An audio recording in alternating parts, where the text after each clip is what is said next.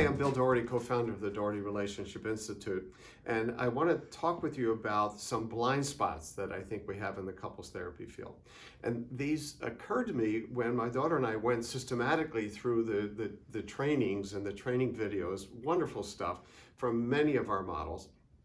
And what really stood out to me is that some of what I learned in family therapy, family systems, multisystemic thinking, is largely missing from our field. And because of that earlier training, I just sort of organically kept it in what I was doing, but I didn't realize that we're not training for it anymore. We're not teaching for it in the couples therapy field. To put it really briefly, couples therapy tends to be just dyadic, two people, and of course that's who's in the room with us, but we can have blind spots about how other parties and other systems are influencing this couple, and how sometimes the therapy has to really take that into account. So briefly then, family therapy is about triangles and larger systemic processes and forces that are influencing the couple. 3 examples. The first is stepfamilies, remarried couples in stepfamilies. Complex systems. You can have one spouse's kids, the other spouse's kids, and their own kids. You have exes often who are active underminers. You can have the families of origin who haven't accepted the divorce, let alone the remarriage. You have all of these active forces there.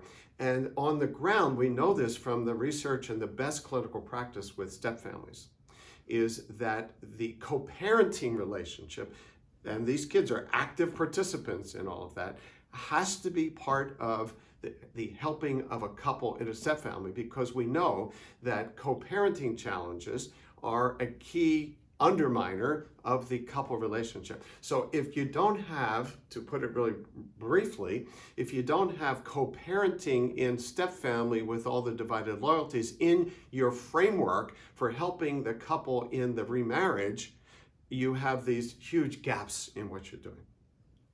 Second example, current family of origin influences. In-law problems, to put it briefly, which are current. I'm not talking about people's family of origin growing up. Current stuff where you have these pulls. You have to come to Thanksgiving in our house, not the other house. Or why are you buying this kind of car? Or you're raising my grandkids in this kind of way, right? Where you have loyalty issues with family of origin versus your spouse. Triangles set up between the mother-in-law and the wife and the son/husband who never has confronted his wife in his whole life, and his wife's trying to get him to stand up to his mom, and then she decides she's going to stand up to the mother-in-law, and then all hell breaks loose. If you don't have the ability to think of multi-generational systems and loyalty dynamics, and you only approach this in terms of the couple, my belief is you will not be as helpful to that couple if you don't have that family therapy lens. And the third example is medical problems, a chronic illness in one of the spouses. I always like to say, as it was one of the developers of medical family therapy years ago, is that if you have a chronic medical problem in a family, you have a chronic relationship with the healthcare system. And so the relationship that this couple has with providers, with clinicians, and with family members who all weigh in about all of this, who have their own opinions about diagnosis and treatment.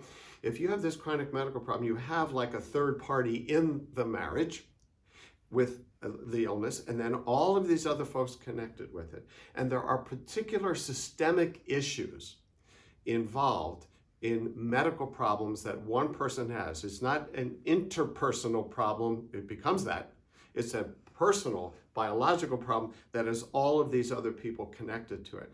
So if you get what I'm saying, that a systemic lens, a multi-systemic lens, is extremely helpful for helping this dyad, this couple, cope with the medical problems. So what I'm saying in summary is that couples therapy models tend to have blind spots around multi-systemic third-party issues, And we can get over that. These are learnable. And part of what we want to teach on the Doherty approach is exactly those. And it enriches your work with couples tremendously.